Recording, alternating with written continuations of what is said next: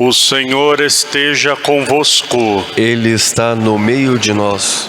Proclamação do Evangelho de Jesus Cristo, segundo São Mateus. Glória a vós, Senhor.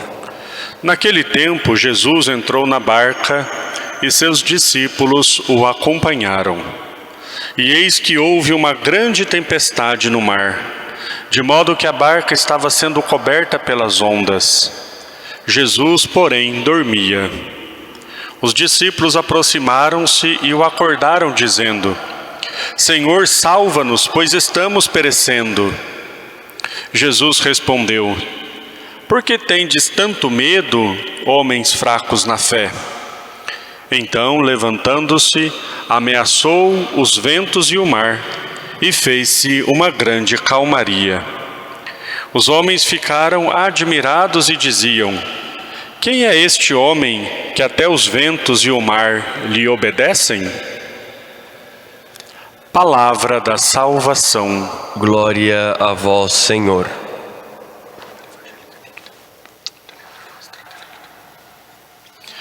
Ó Maria concebida sem pecado, Rogai por nós que recorremos a vós. em nome do Pai, e do Filho, e do Espírito Santo. Amém. Amém. Meus queridos irmãos e irmãs presentes aqui na Catedral, também aqueles que nos acompanham pelos meios de comunicação, hoje é dia 29, hoje é dia de São Pedro e São Paulo, mas aqui no Brasil nós transferimos para o próximo domingo esta grande solenidade, esse grande momento da nossa igreja. Então hoje nós celebramos a terça-feira da 13ª semana do tempo comum. Nós ouvimos o evangelho de hoje, que é parecido com o evangelho que nós ouvimos esses dias. É a mesma narrativa, mas contada por outro evangelista. Nós tínhamos ouvido pelo evangelista São Marcos. Hoje nós ouvimos a versão de São Mateus. É a mesma história, o mesmo acontecimento, mas tem alguns detalhezinhos que nos ajudam a entender bem e nós vamos meditar sobre eles. Bom, primeiro que Jesus está na barca. A barca, ela simboliza, tem vários símbolos, né? Mas de um modo muito especial simboliza a igreja de Cristo, que é a barca onde está Pedro, o Papa, simbolizado, representando, na verdade, todos os papas. Hoje nosso Papa é o Papa Francisco. E essa barca, então, aqui no Evangelho, é agitada pelas ondas e Jesus está dormindo. Jesus está tranquilamente dormindo enquanto a barca está sendo agitada pelas ondas. O mar, na linguagem bíblica, significa o caos, significa o mal, significa a morte. Então a barca que é agitada no mundo pelo mal, tem dentro dela Jesus e Jesus está dormindo. E aí então os discípulos desesperados acordam Jesus e pedem que ele o salve.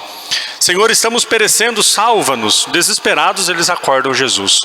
E veja, na versão do evangelista São Marcos, que nós ouvimos esses dias, quando Jesus levanta, ele primeiro fala para o mar e para o vento calarem, cala-te, cessa, e aí depois ele se volta para os discípulos e diz: por que vocês têm tanto medo?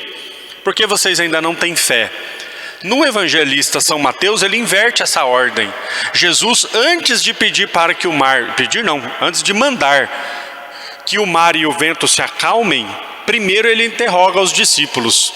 No meio da tempestade, Jesus está perguntando para os discípulos: por que vocês estão com medo? No meio daquela confusão toda, Jesus está questionando os discípulos: por que tendes tanto medo, homens fracos na fé?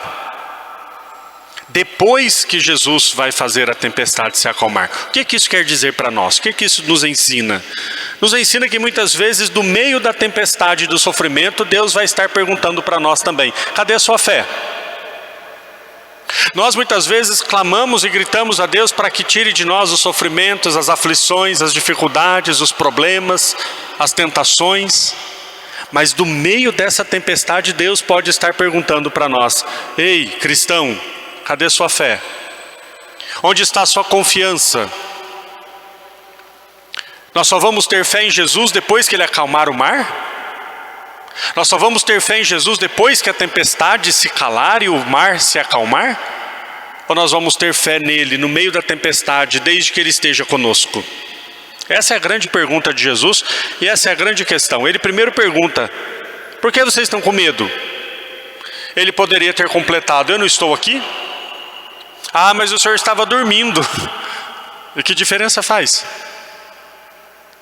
Jesus acordado ou Jesus dormindo, a presença dele é o que nos salva. Essa barca não afunda. Tem gente que quando a barca começa a balançar, olha a loucura.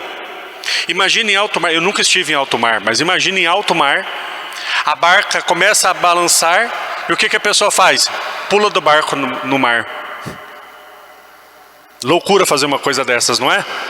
Mas é o que acontece. Às vezes quando a barca da igreja começa a balançar, tem gente que pula fora. Está pulando para o suicídio. Está pulando para a morte. Abandonar a barca é suicídio. Espiritual, é óbvio, né? Suicídio. Meus amados, a barca vai balançar. E nós poderemos até trazer essa barca como símbolo da nossa vida, para que a coisa seja um pouco mais próxima, para que fique mais perto da minha realidade. A barca vai balançar, não tenha dúvida disso. Ela vai ser agitada. Uma barca em alto mar, ela não fica parada, ela balança. Mas se Jesus está nela, ela não afunda. Ela não afunda. Essa é a nossa fé. Se Jesus está na barca, ela não vai afundar. E não precisa ter medo. Eu disse da outra vez, e é interessante se nós entendermos que o que faz um barco ir para frente são duas coisas. Agora tem motores, né? Mas no tempo de Jesus, o que fazia um barco ir para frente são duas coisas: o vento e o balanço do mar. Só assim o barco pode caminhar. Se o mar estiver completamente parado e se não tiver vento, é o maior perigo para uma embarcação, porque ela não sai do lugar. Nós só vamos crescer e só vamos para frente com o balanço das tribulações. O que nos faz fortes?